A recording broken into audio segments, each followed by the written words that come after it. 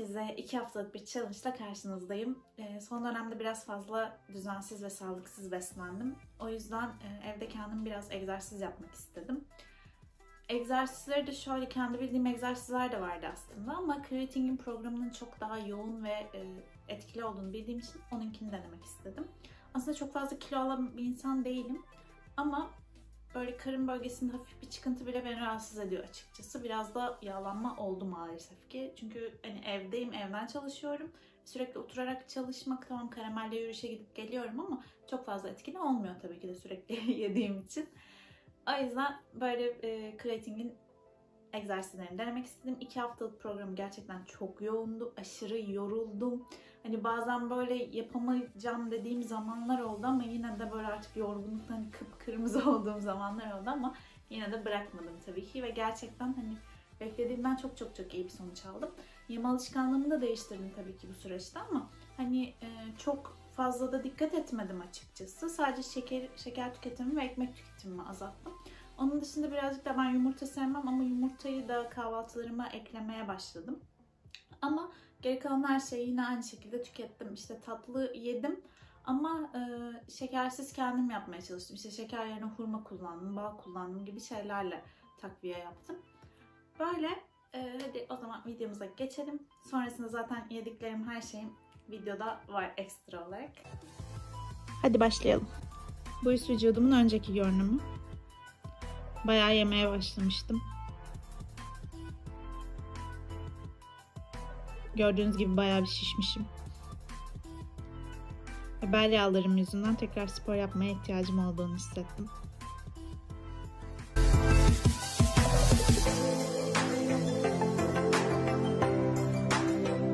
İlk 4 gün en zor kısmıydı. Videoyu duraklatmadan ve mola vermeden tek bir hareket yapmak benim için imkansız gibiydi.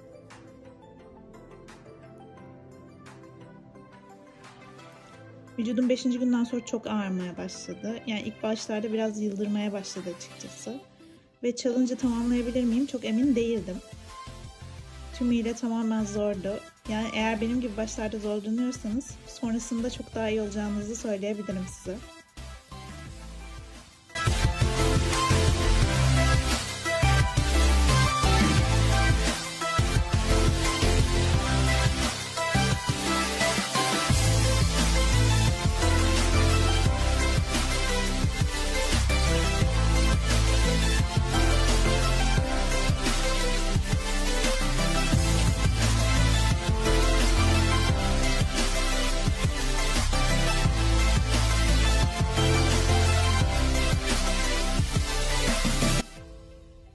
İki hafta boyunca gereksiz aldığım kalorilerin hepsini kestim. Ağır kahvaltılar yapmak yerine sağlıklı tariflerle daha hafif kahvaltılar yapmayı tercih ettim. Akşam yemeklerimi de daha hafif tercih ettim tabii. Videonun ilerleyen yerlerinde diğer öğünlerimle ilgili de daha detaylı bilgi vereceğim.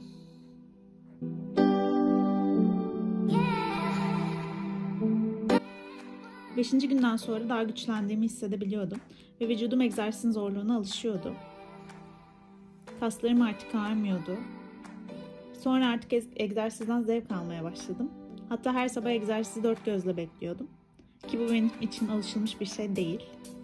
Artık ara vermeye veya videoları duraklatmaya ihtiyacım olmuyordu. Ve fiziksel olarak vücudumun güç kazandığını hissedebiliyordum ki bu devam etmek için iyi bir etken.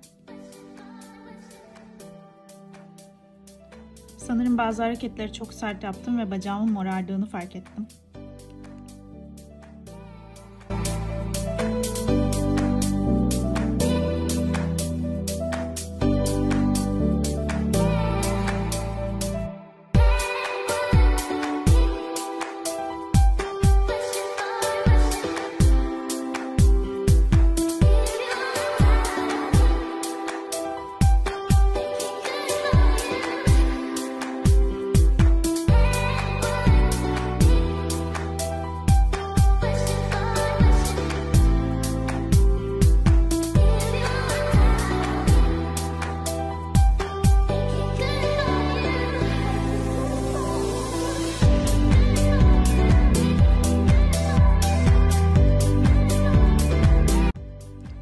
Yemeklerimi öğleden sonra 3-4 gibi yiyip akşam öğünlerimi genellikle atlıyordum. Çok yeterli gibi görünmüyor olabilir ama tüm gün beni tok tutuyorlardı.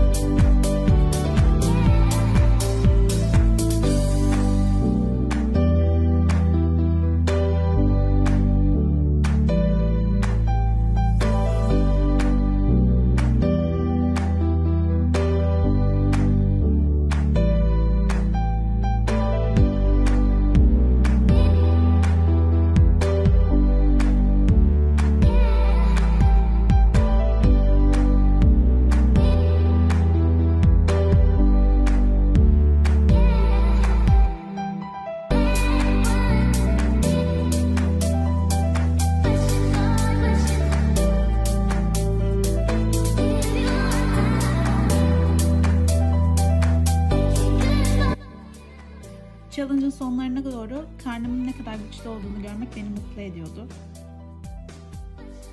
Kesinlikle her harekette daha iyi olduğumu hissediyordum. Her gün fiziksel olarak karın kaslarımın daha belirgin olduğunu görebiliyordum. Ki bu kadar yoğun egzersize değdiğini gösteriyordu bu.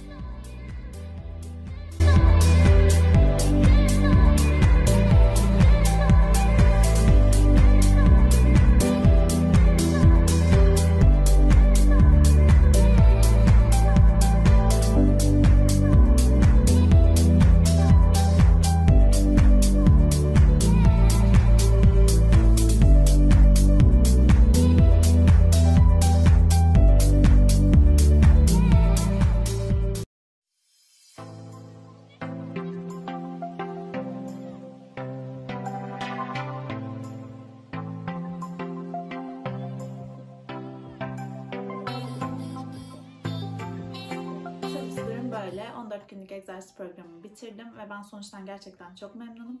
Belki yememe biraz daha dikkat etsem daha iyi bir sonuç alabilirdim ama şu anki durumdan da memnunum ben.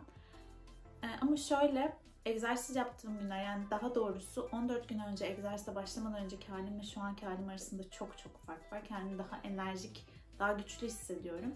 Ve egzersiz yaptığım günler çok daha verimli çalıştığımı fark ettim. O yüzden Creating'in başka egzersiz programları da var. Bu kadar yoğun olanları değil de hani daha böyle hafif olanları denemek istiyorum. Yani bırakmak istemiyorum. Devam etmek istiyorum bu şekilde. Böyle. İzlediğiniz için teşekkür ederim. Videomu verimli bulduysanız da beğenmeyi unutmayın. Bir sonraki videomda görüşürüz.